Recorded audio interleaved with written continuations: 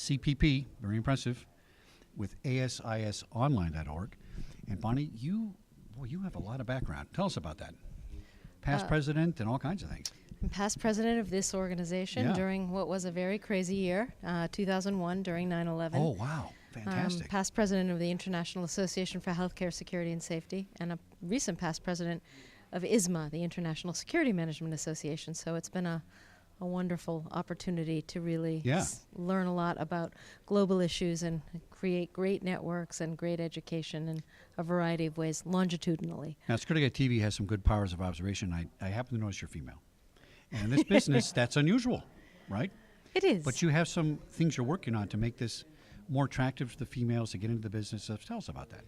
Well, I've been coming to this show for over 30 years, and I can tell you 30 years ago when you looked around a room at a lunchroom like today, you didn't see very many females, and it just warms my heart to see so many people of various backgrounds and various minorities that were not in this industry. Yeah. So we have become more diverse, thankfully, and far more accelerated in our sophistication and expertise and education and credentials. So that's a great thing. Tell us about 9/11 when you were at the helm. Is that what were some of your challenges with that?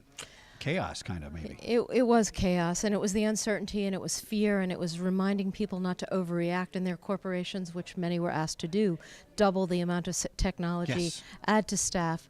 I think what was very fulfilling and gratifying for me was having so many, and I mean thousands of emails and calls from ASIS members around the globe, offering their support, offering their kindness and their thoughts for all of us who are experiencing it.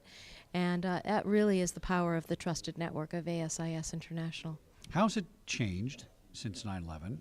We have new challenges, possibly more demanding, possibly more serious, right? I mean, 9/11 was one physical attack. Now we have cyber attacks. Now we have everything being challenged. You don't know what real news is. It's so much data now.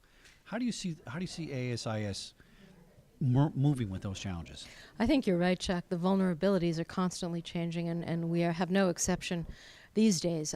Certainly we worry about cyber and what's going on in our corporations. We also worry about the fact that private sector protects 87% of the infrastructure of the U.S. alone. 87%. And that's a tall order, and the onus is on us to ensure that we know what we're doing, that we're partnering with the right people federally, locally, and across the pond in various countries and constituencies, and that we're learning the best practices and other people's experiences. And I think that's the power of this globalization effort, the globalization efforts of ASIS and what we're doing. So there's a lot of changing vulnerabilities in a lot of arenas. Now, healthcare is very challenging. I've had discussions with people about this as far as 5 years ago, and I said as soon as this healthcare stuff starts changing, we're going to start seeing the active shooter people, the complaints, the attacks, moving towards healthcare because you take away people's insurance or there's a health issue, it makes people agitated.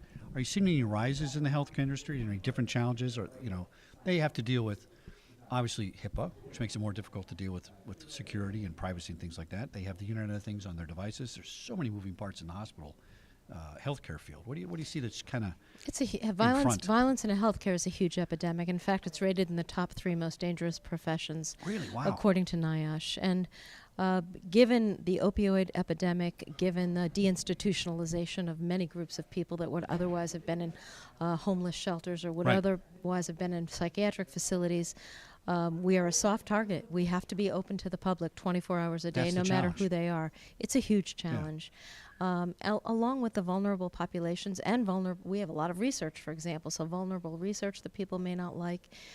So it is a microcosm of a city, and there are huge challenges.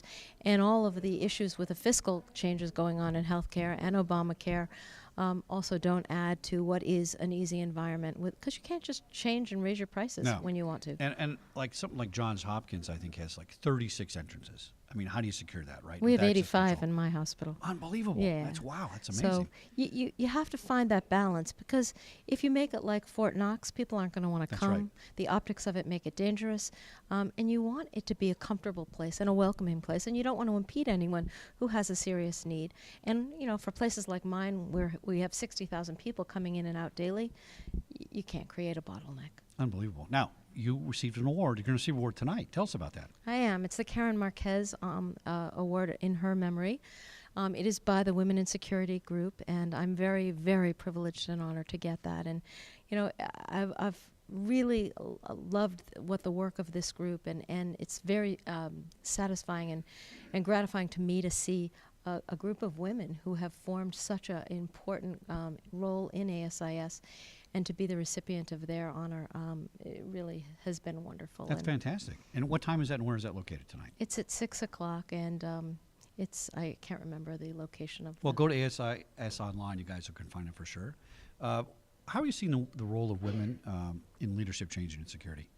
We're seeing more CSO level leadership, right? It's getting there. It is getting there. I was just president of ISMO, which is a organization of top CSOs.